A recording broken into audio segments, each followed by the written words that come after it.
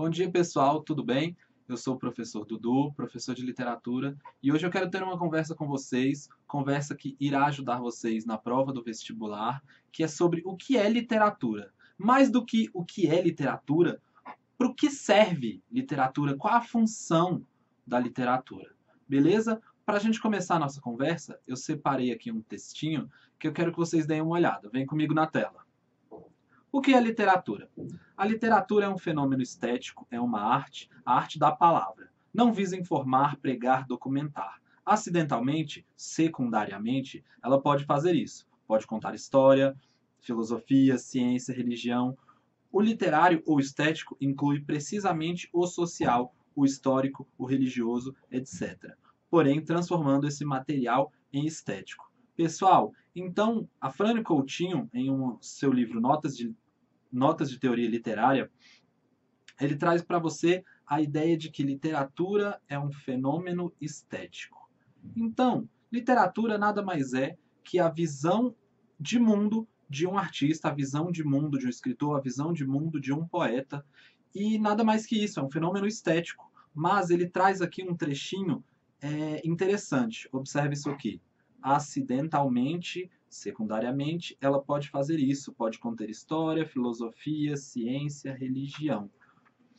Então, pessoal, observamos aqui que a literatura, ela, mesmo que inicialmente não seja o seu objetivo, a literatura traz para a gente algumas funções. Ela acaba dentro da sociedade funcionando de diversas maneiras e eu quero que vocês observem comigo essas tais funções da literatura. Como assim, funções da literatura? Para o que serve essa tal literatura? A gente pode pensar inicialmente que ela tem uma função cognitiva. Muitas vezes a literatura, mesmo que ela não tenha o ideal inicial de te ensinar, ela acaba transmitindo conhecimento para você. Então ela transmite conhecimento. Transmite conhecimento. Mais que transmitir conhecimento, a literatura acaba trazendo para você também uma função político-social. A literatura acaba funcionando como uma ferramenta de difusão de ideias, de crítica à realidade atual, de crítica ao status quo. Tudo isso acaba funcionando como uma ferramenta para a literatura. Eu como escritor, conto uma história a você, mas essa história pode trazer muita coisa por trás. Lembra, a literatura é a visão de mundo do poeta, é a visão de mundo do escritor. Então, ela traz vivências, ela traz experiências, ela traz questões sociais, questões de classe. Tudo isso acaba estando envolvido na literatura. Podemos pensar também na literatura, na função catártica da literatura. Volta aqui para mim. Pessoal, pensa em todas as vezes que você lê um livro, lê uma história, e a gente não precisa nem ficar 100% focado na ideia da literatura. A gente pode levar isso a outras mídias, como o cinema, como seriados, por exemplo, a TV, né? Então, imagina quantas vezes você não se reconheceu em uma história que não é sua. Quantas vezes você se reconheceu em uma ficção. Quantas vezes isso não despertou sentimentos em você? Quantas vezes você se sentiu, se reconheceu, essa ferramenta de reconhecimento da literatura. Muito bom, vamos guardar essa palavra. Vem comigo na tela mais uma vez. Reconhecimento. Ela desperta sentimentos. E então, pessoal, volta aqui comigo.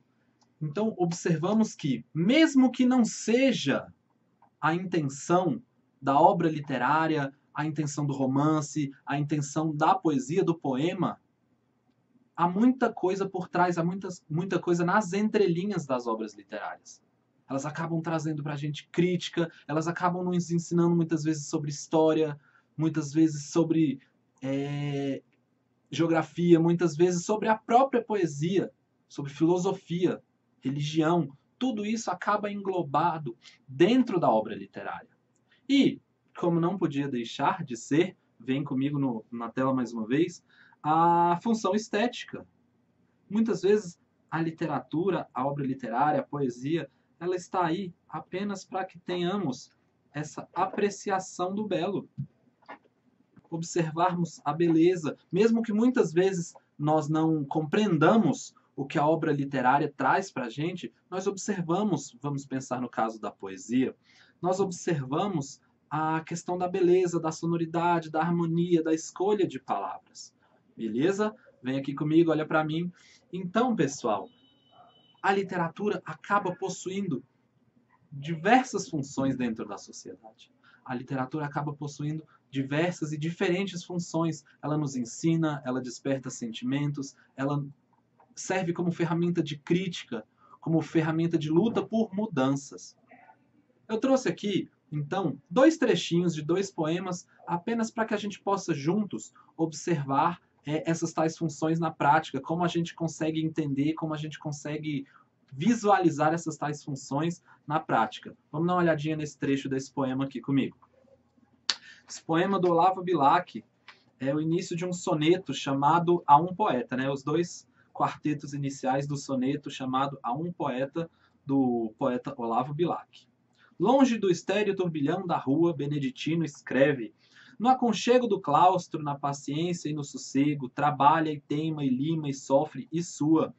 Mas que na forma se disfarce o emprego do esforço, e a trama viva se construa de tal modo que a imagem fique nua, rica, mais sóbria, como um templo grego. Pessoal, observa esse primeiro quarteto aqui. Ele está trazendo para a gente um grande ideal da poesia parnasiana. Lembrando, Olavo Bilac foi parnasiano. Ele trouxe o grande ideal de que a poesia parnasiana deve ser fruto do trabalho. A poesia parnasiana é fruto do trabalho, não é inspiração, é trabalho, é esforço. E que na forma se disfarce o emprego do esforço e a trama viva se construa de tal modo que a imagem fique nua, rica, mas sóbria, como um templo grego. Observamos o segundo quarteto, outro grande ideal da poesia parnasiana, que é o ideal de que o seu esforço nunca deve ser facilmente percebido, você tem que sempre disfarçar o trabalho que a sua poesia te deu. Então, esse trecho, essa poesia inteira, ela ensina a fazer um poema. Olha só a metalinguagem contida aqui. Ela ensina a fazer um poema parnasiano. Esse R ficou bem feio, vamos consertar. Um poema parnasiano. Então, observamos aqui a tal função cognitiva da poesia que eu comentei com vocês. Vou botar aqui na tela outro trechinho de outro poema, agora do Mário de Andrade. Um trechinho do poema Descobrimento. Abancado à escrivaninha em São Paulo, na minha casa da rua Lopes Chaves, de supetão senti um frio-me por dentro. Fiquei trêmulo, muito comovido, com o livro Palermo olhando para mim. Não vê que me lembrei que lá no norte, meu Deus, muito longe de mim, na escuridão ativa da noite que caiu, um homem pálido, magro, de cabelo escorrendo nos olhos, depois de fazer uma pele com a borracha do dia, faz pouco se deitou, está dormindo, esse homem é brasileiro que nem eu. Esse trecho aqui, onde Mário de Andrade fala sobre a questão do trabalhador no norte do Brasil, vai funcionar muito bem como exemplo daquela nossa função político-social.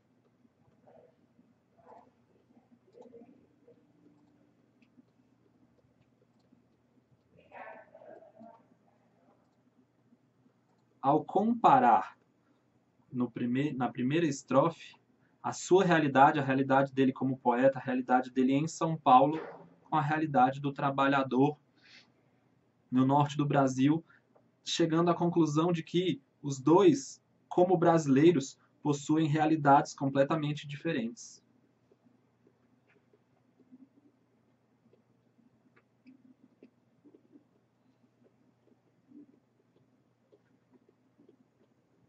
Opa.